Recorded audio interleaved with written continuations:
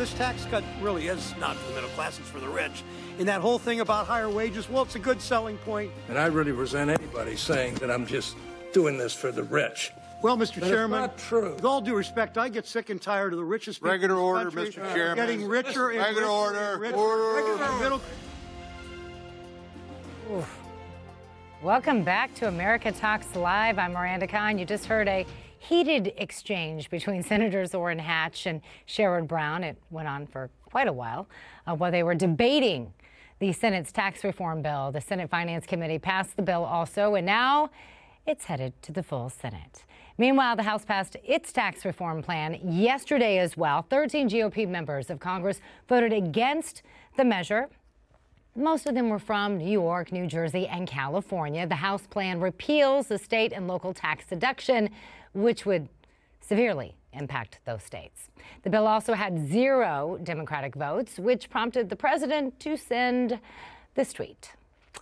Trump tweeted that if the Democrats weren't such obstructionists, they would understand the power of lower taxes. He also added House Republicans would be able to get many of the Democratic ideas into the bill. And that's where we want to welcome in today's political panel. Joining us now on the anchor desk, the one, the only, Clarence McKee. It's Friday. Good to see you, Clarence. Clarence is the president of McKee Communications, and he's held several positions, so many we can't even count them, inside the Reagan administration. And as always, we appreciate having you here, and we also appreciate your columns on Newsmax.com.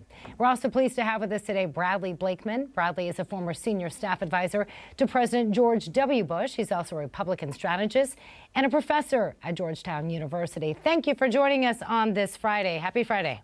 Happy Friday. Hello. All right, so not so happy were those senators during that very heated exchange. Going back to that, so again, that was between Senators Orrin Hatch and Sherrod Brown. I know this is going to be hard for you, gentlemen, but let's just put party politics aside. I can't believe I'm saying this on the show, but let's start with you, Brad. Who do you think won this debate? I think the debate between Hatch and Brown, Hatch clearly won. The Democrats go back to their same old tired playbook, pitting classes against each other. But if you take a good hard look at the House bill and the Senate bill, which, by the way, has yet to be defined in conference, should have passed the Senate, there is enough in there for everybody. And look, the top 10% of our population pays the taxes for everybody. And when claims are made that the rich are getting a benefit, it so happens that trillions of dollars are offshore in corporations that need to be repatriated. We're the highest taxed country as far as businesses are concerned. So if we lighten the load on corporations, it's going to bring money back in and repatriate money. It's a good thing, but Democrats don't want to hear that because they're not going to have enough money for them to spend, in their opinion. Clarence, I just see you nodding your head in agreement. I'm sure that has nothing to do with the fact that you're a Republican. Nothing to do with that. I'm more conservative than Republican. More conservative. Oh, okay. Listen, Brad probably knows this. I've known Orrin Hatch a long time when I was in D.C. He's the most calm, mild-mannered guy you want to find. So when he gets Have you ever seen him like that? No. When he goes off on this guy like he should have, because they're all demagogues, the Democrats, that's why you've got the survey saying that the Republican tax plan is so low in the polls, because all the media is giving out is the Democratic line about rich, rich, rich, rich. So it's about time that somebody took them on. And I would hope that the RNC and the Republicans would come out with the messaging the way Brad was and talk to the people. You have Miss Pelosi and good old Schumer out there on the steps yelling, kill the bill.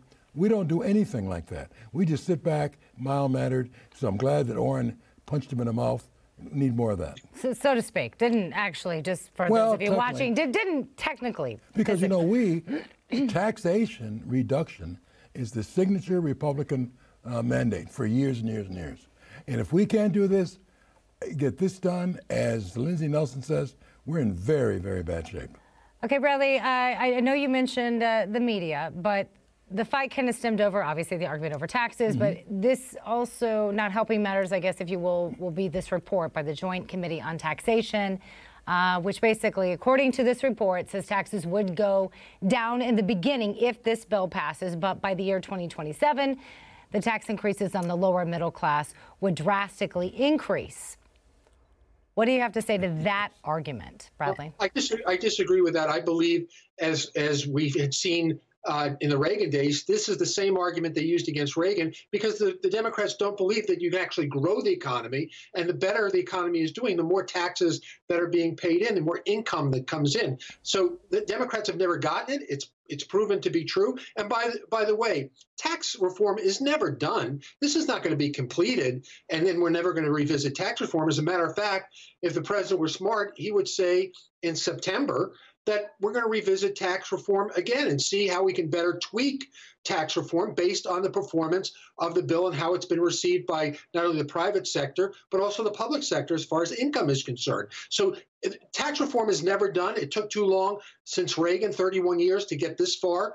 But I suggest that the Republicans, if we're smart, would revisit this again in September and add another jolt to the economy before the midterms.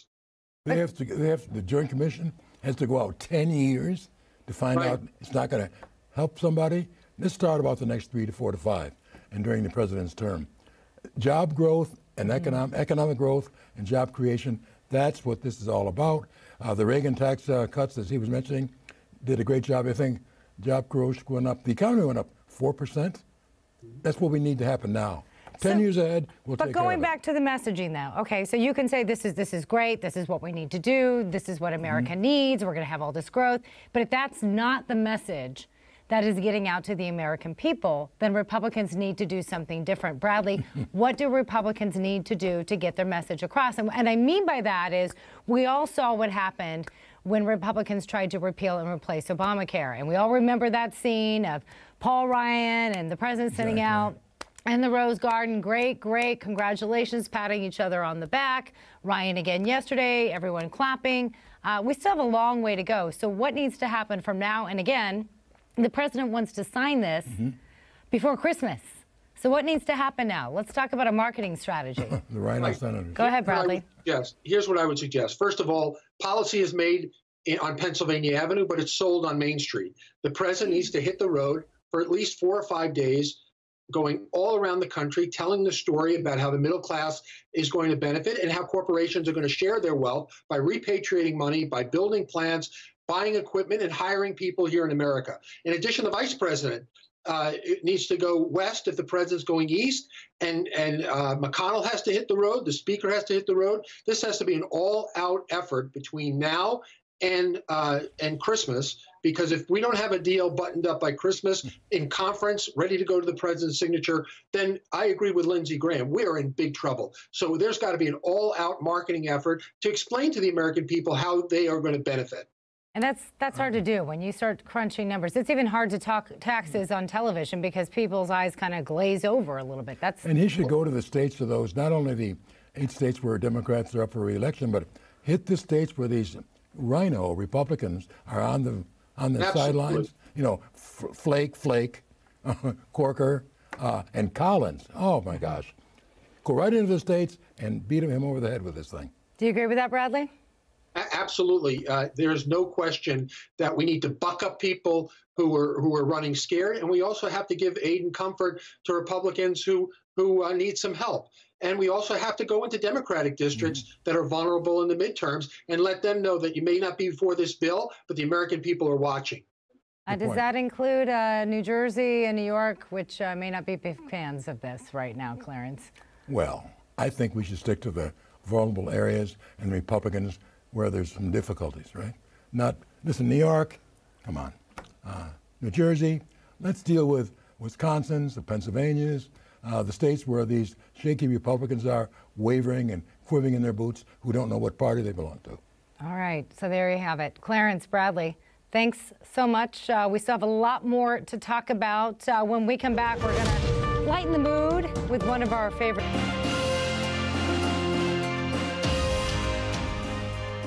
And welcome back to America Talks Live. I'm your host, Miranda Kahn. Every once in a while, it happens. You know, those times just when you thought a situation couldn't get any worse and somehow a person finds a way to make it so. And you say to yourself, you're not helping. Well, we here at America Talks Live like to highlight these moments from time to time. And this one, it's definitely worth mentioning. This week, someone who has access to the Pentagon's Twitter account accidentally retweeted someone calling for President Trump, are you ready for this? To resign. And it gets better. Politico caught the tweet before the DOD took it down. Here's the post. The solution is simple. Roy Moore should step down from the special Senate election in Alabama. Al Franken should leave the Senate. President Trump should resign, and the GOP needs to stop making sexual assault a partisan issue. It's a crime, and so is your hypocrisy.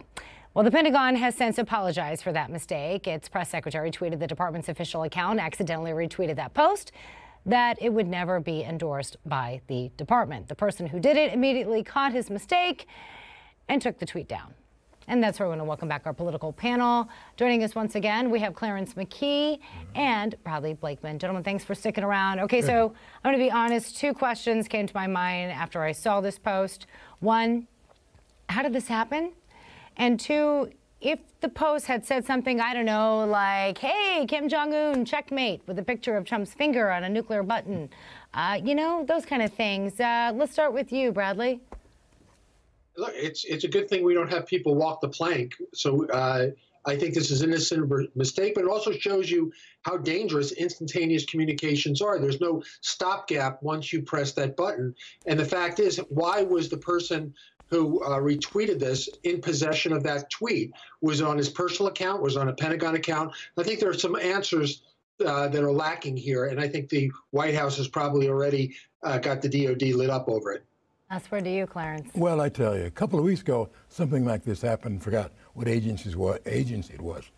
I think it's the Pentagon now we see has some deep staters over there. Ooh, conspiracy. Oh, God. Oh, conspiracies come out. They're all over the place. We never saw them at the Pentagon before, but they're there too. Probably the worst place for them to be, other than the intelligence agencies. But you know, I mean, we've all talked about messaging being such an issue when it comes to this White House. Republicans have said it.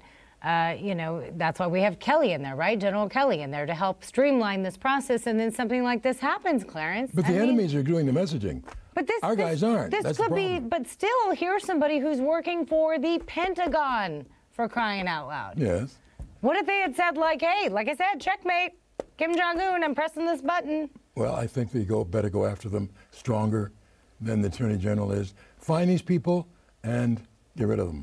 Bradley, they're dangerous. If you had the call, would this person still have a job right now? Oh, no way. Definitely not. And you know, there's no doubt about it that we're outnumbered, that being Republicans with presidential appointees versus career people. There are a vast number, tens of thousands of Americans who are working for the government who bring their biases to work, unfortunately. Yep. All right. Well, Clarence, Bradley, we're going to ask you to stick around one last time because you do help us here at America Talks Live. You're not part of You're Not Helping. You're big help. When we come back, 2 potential colleagues continue to take heat for sexual misconduct allegations made against them. What do they mean, though, for the futures of Roy Moore and Al Franken? We're going to ask our political panel to weigh in on that right after the break. Wow.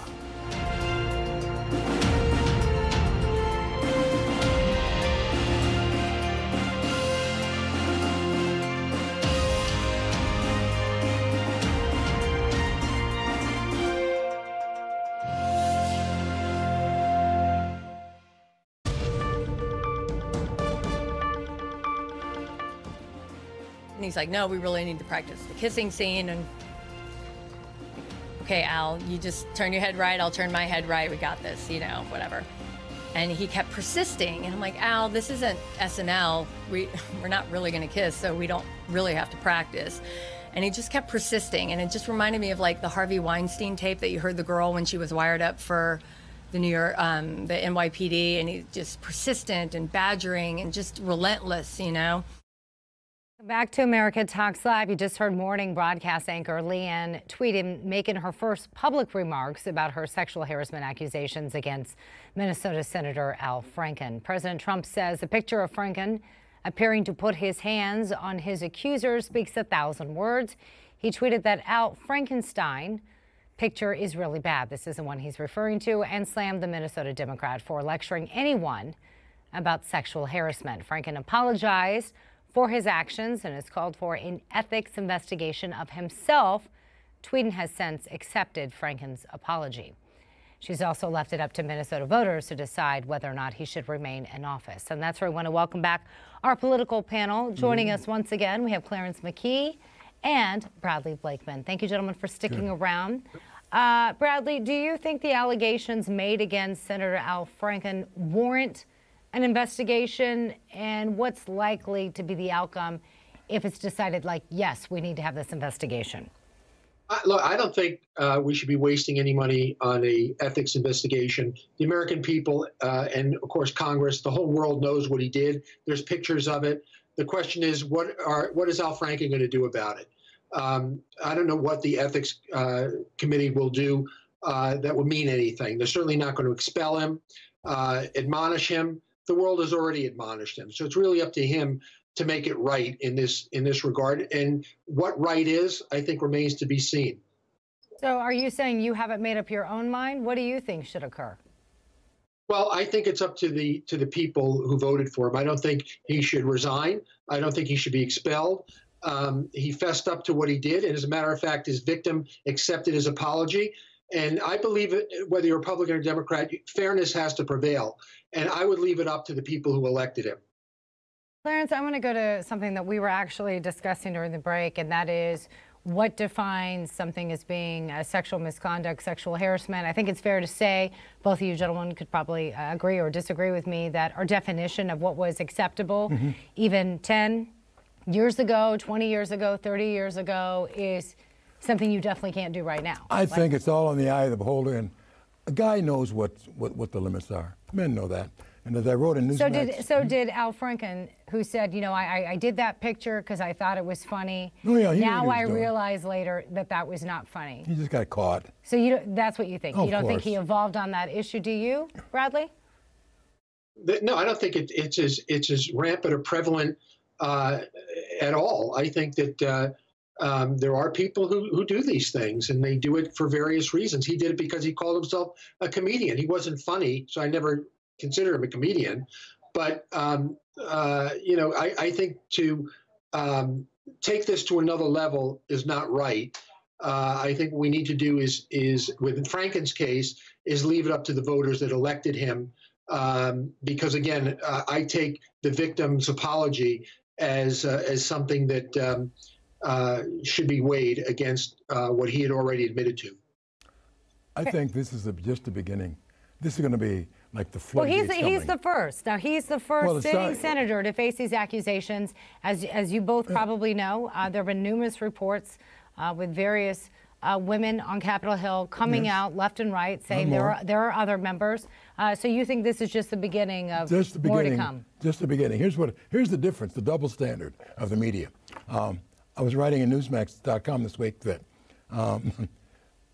Roy Moore, as long as he has friends like Republicans, he doesn't need enemies. That meant that the Republicans will throw their people under the bus in a minute. Democrats form a circle around them. You must have had almost a dozen Republicans saying, if Moore did this, he's got to get out of the race. How many Democrats said that about Menendez's trial? If he's guilty, they don't talk about it. So you think there's a double standard? Oh, only one maybe the minority leader, Schumer said, well, we ought to have an ethics investigation. What about the other Democrats? They haven't said a thing. As one friend told me 1 week ago, Democrats protect their perverts, and Republicans throw them under the bus. The Democrats didn't do anything about Bill Clinton, and there are going to be some more coming out of the bus. As long as you're for abortion, the Democrats and feminists will forgive you for anything. Well, there are a number of Democrats telling him to step down. But real quickly, last word to you, Bradley. We have about 30 seconds remaining. Well, I think there is a double standard. There's a huge double standard, as Clarence pointed out. We even have Gillibrand from New York, U.S. Senator, who now states that Bill Clinton should have resigned. Where was she? What kind of leadership is that? We have another female Democrat congresswoman who claims she's been abused, yet she claims that she cannot release the name of the abuser, who was an office holder, who, according to her, is a household name because she's scared of repercussions. What kind of leadership is that? Exactly. You both raised some really good questions. I'm assuming we can find your column on Newsmax.com. Exactly. Look forward to that. Thank you both columnists here for Newsmax.com, and thank you for joining us here on America Talks Live. Always good to have you. Gentlemen, have a wonderful weekend. When we come back, you've seen the headlines. Now it's time for your punchlines. Your Friday edition of Headlines and Punchlines is coming up right after the break. And as always, we want to hear from you. You heard what our panelists had to say. You can always interact with us by going to NewsmaxTV.com.